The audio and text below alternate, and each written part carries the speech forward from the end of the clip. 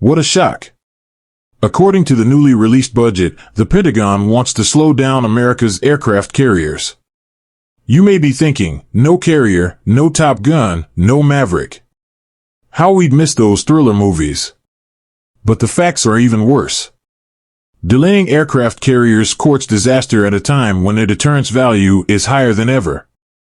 The Navy has a budget planned for new aircraft carriers that can launch drones, carry lasers, and face down China, but President Joe Biden's budget took out so much money that the whole aircraft carrier plan may fall apart. I can't remember when I've seen such a policy and reality mismatch. Moving 2 aircraft carriers into place was vital to bottling up Iran and protecting deployed U.S. forces after the Hamas attack on Israel. The first thing Secretary of Defense Lloyd Austin did was send the USS Gerald R. Ford from the Aegean Sea to a combat position near Lebanon. Next, the USS Dwight D. Eisenhower surged from her home port in Norfolk, Virginia, to add more firepower near the Red Sea. The deterrence value of Navy aircraft carriers has never been higher. Don't take my word for it. Back in December, Austin made a special trip to the USS Dwight Eisenhower, praising the action of her sailors and airmen. Sometimes our greatest achievements are the bad things we stop from happening, Austin told the crew. In a moment of huge tension in the region, you all have been the linchpin of preventing a wider regional conflict. Right now, the Ike is still there and the F/A-18EF Super Hornet fighter planes she carries are mounting continuous air patrols, knocking down Houthi drones and missiles.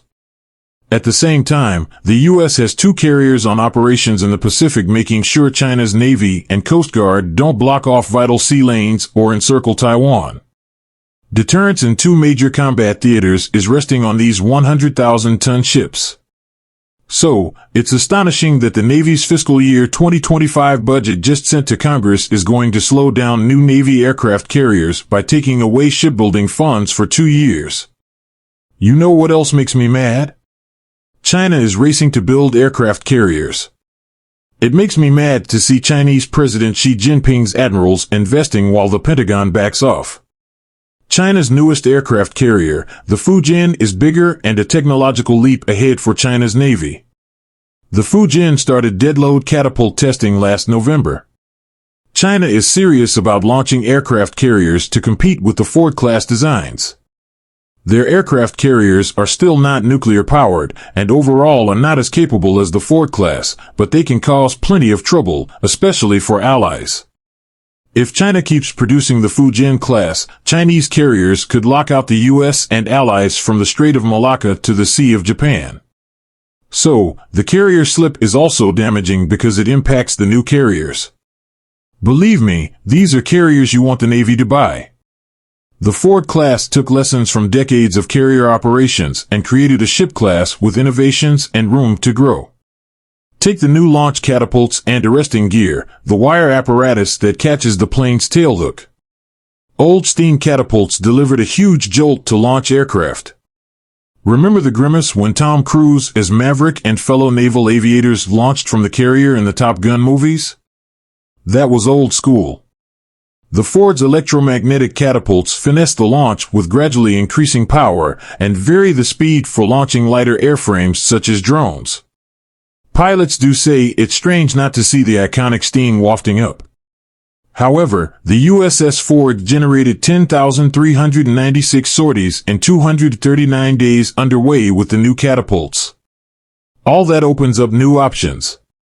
Retired Rear Admiral Michael Nasty Manazir, a real Top Gun pilot and aircraft carrier commander, once described the advanced arresting gear for USNI News as still a controlled crash, but relatively more softly. Navy planes had to be heavy to withstand the cats and traps getting on and off the ship. With the Ford-class carrier, you can now start to do things with aircraft design that you couldn't do before, Manazir said. Future carriers in 2040 in a heavy electromagnetic spectrum threat environment have many more options for the types of aircraft flying off their decks. But only if the Navy buys the carriers now.